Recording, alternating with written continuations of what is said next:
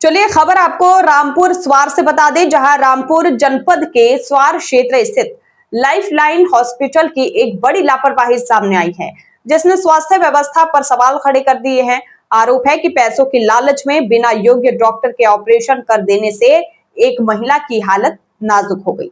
मामला स्वार निवासी फईम की भाभी समीना से जुड़ा है। परिजनों के अनुसार 22 जुलाई 2026 को प्रसव पीड़ा होने पर समीना को लाइफलाइन हॉस्पिटल में भर्ती कराया गया था।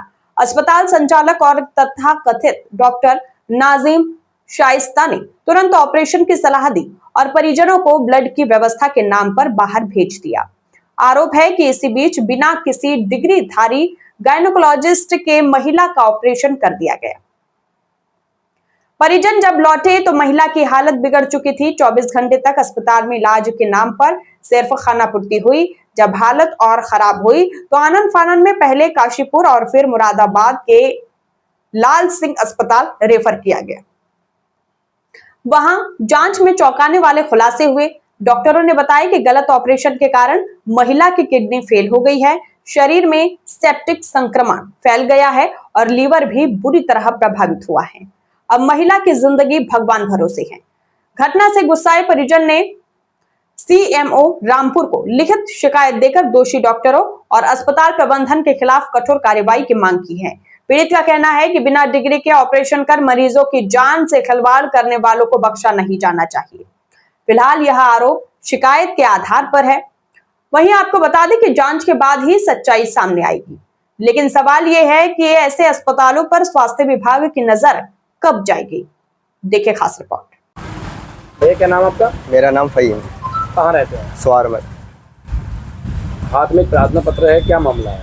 मेरी बीबी की डिलीवरी का मामला था। मैं स्वार हॉस्पिटल में लाइफलाइन में लेकर के गया साजिया के, ठीक है नहीं। वहाँ पर मैंने जाकर के उनको दिखाया तो उन्होंने बोला कि तुम जांच कराने के बाद उन्होंने कहा कि तुम्हारी जो है ना खून कम है बीबी के अंदर, ठीक है, ऑपरेशन होगा। मेरी ठीक है। तो उन्होंने 2 पॉइंट खून के लिए हमें जो है भेज दिया। मैं खून लेने के लिए गया तो खून आने से पहले जो है ना उन्होंने बच्चे की डिलीवरी कर दी, और जिसके चलते जो है बीबी की हालत गंभीर हालत में है इस टाइम।